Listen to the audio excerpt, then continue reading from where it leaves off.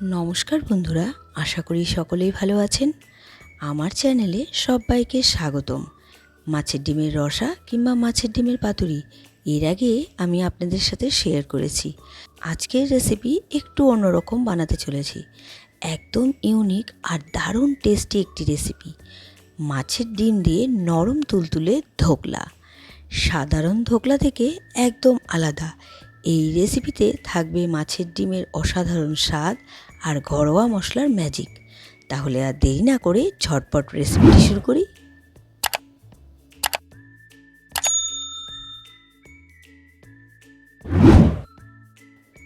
আমি মাছের ডিমের রেসিপি বানাবো, সেই জন্য মাছের ডিম নিয়ে নিয়েছি। এখানে কাতল মাছের ডিম আছে। এবার কাতল মাছের ডিমের মধ্যে আমি দিয়ে দিচ্ছি পেঁয়াজ। পেঁয়াজটা আমি চপারে চপিং করে নিয়েছি। এবার দিয়ে দিচ্ছি লঙ্কা কুচি, কাঁচা লঙ্কা কুচি দিয়ে আমি এর মধ্যে দিয়ে দিচ্ছি আদা রসুনের পেস্ট, আর দিয়ে দেবো ধনেপাতা কুচি। ধনেপাতা কুচি দিয়ে আমি রেগুলারে কিছু গুঁড়ো মশলা দিয়ে দেবো। তার আগে দিয়ে দিচ্ছি নুন। রেগুলারে গুঁড়ো মশলা হিসেবে আমি এখানে দিয়ে দেব হলুদ গুঁড়ো, জিরে গুঁড়ো, লাল লঙ্কা গুঁড়ো, কাশ্মীরি লঙ্কার গুঁড়ো আর ধনে গুঁড়ো।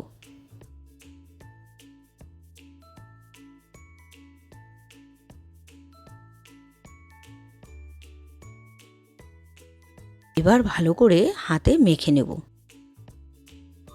মেখে নেওয়া হয়ে গিয়েছে। এবার আমি একটি ননস্টিকের প্যান বসিয়ে দিয়েছি। তার মধ্যে দিয়ে দিলাম সর্ষের তেল। খুব বেশি পরিমাণ আমি এখানে সর্ষের তেল ব্যবহার করিনি। তেল গরম হয়ে গিয়েছে।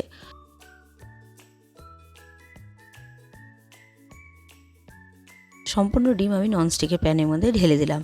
এবার হাত দিয়ে একটু সমান করে দিচ্ছি।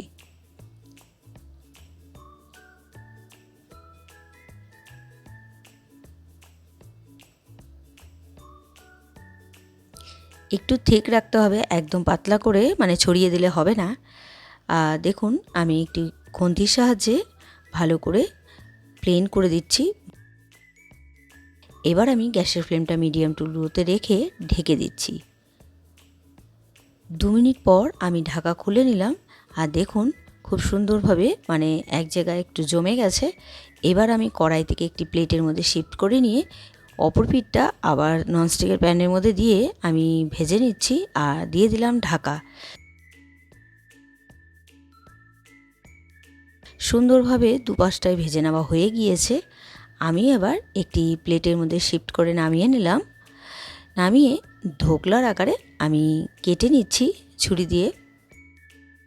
ধোকলার আকারে আমি কেটে নিলাম। এবার আমি একটি কড়াই বসিয়ে দিয়েছি। কড়াইতে দিয়ে দিলাম সর্ষের তেল আর গোটা জিরে আর গরম মশলা। গরম মশলা থেকে সুন্দর গন্ধ বেরিয়ে গেছে। প্রথমে দিয়ে দিলাম পেঁয়াজ আর দিয়ে দিলাম নুন। নুন দিয়ে দিলাম এই কারণে যাতে পেঁয়াজটা খুব তাড়াতাড়ি নরম হয়ে যায়। আর দিয়ে দিলাম এর মধ্যে আদা রসুনের পেস্ট। আদা রসুনের পেস্ট দিয়ে একটু ভেজে নিলাম যাতে আদা রসুনের কাঁচা গন্ধটা চলে যায়। এবার এর মধ্যে দিয়ে দিলাম টমেটো কুচি। টমেটো কুচি দিয়ে একটু নাড়াচাড়া করে হালকা ভেজে নিচ্ছি। আর দিয়ে দেবো এর মধ্যে রেগুলারে কিছু গুঁড়ো মশলা, হলুদ গুঁড়ো, জিরে গুঁড়ো, লাল লঙ্কা গুঁড়ো, ধনে গুঁড়ো, কাশ্মীরি লঙ্কার গুঁড়ো। কাশ্মীরি লঙ্কার গুঁড়ো দিলে কালারটা খুব সুন্দর আসে, সেই কারণেই দিলাম। আর যেহেতু এখানে গুঁড়ো মশলা ব্যবহার করেছি সেই কারণে আমি এখানে সামান্য পরিমাণ জল ব্যবহার করছি। আর দিয়ে দিচ্ছি নুন। এবার মশলাটাকে খুব ভালো করে কষিয়ে নিতে হবে। মশলাটা দেখুন কষে গেছে। আর তার মধ্যে দিয়ে দিলাম আমি এখানে গরম জল। আমি এখানে গরম জল ব্যবহার করেছি। আর গ্রেভিটা ফুটে এসেছে। আমি ধোকলাগুলো মানে মাছের ডিমের ধোকলাগুলো দিয়ে দিলাম। মাছের ডিমটা দিয়ে আমি 3-4 মিনিট হাই ফ্লেমে ফুটিয়ে নেব। আর ঢাকা দিয়ে আমি ফুটিয়ে নেব। আর খুব বেশিক্ষণ কুক করার প্রয়োজন নেই, মানে গ্রেভিটা অনেকটাই টেনে নিয়েছে। আমি আর বেশি ফোটাবো না, কারণ মাছের ডিম যেহেতু, সে কারণে গ্রেভি আর একটু টেনে নেবে। রান্নাটা হয়েই এসছে। নামানোর আগে আমি ধনেপাতা কুচি দিয়ে এবার গ্যাসটা অফ করে 2 মিনিট স্ট্যান্ডিং টাইমে রেখে তারপর আমি সার্ভ করছি। তৈরি হয়ে গেল আজকের রেসিপি মাছের ডিমের ধোকলা। আজকের এই রেসিপিটি আপনাদের কেমন লেগেছে অবশ্যই কমেন্ট করে জানাবেন। রেসিপিটি যদি আপনাদের ভালো লেগে থাকে তাহলে ট্রাই করার অনুরোধ রইল। আর ভিডিওটি ভালো লাগলে like, comment, share and subscribe করতে ভুলবেন না। বাই।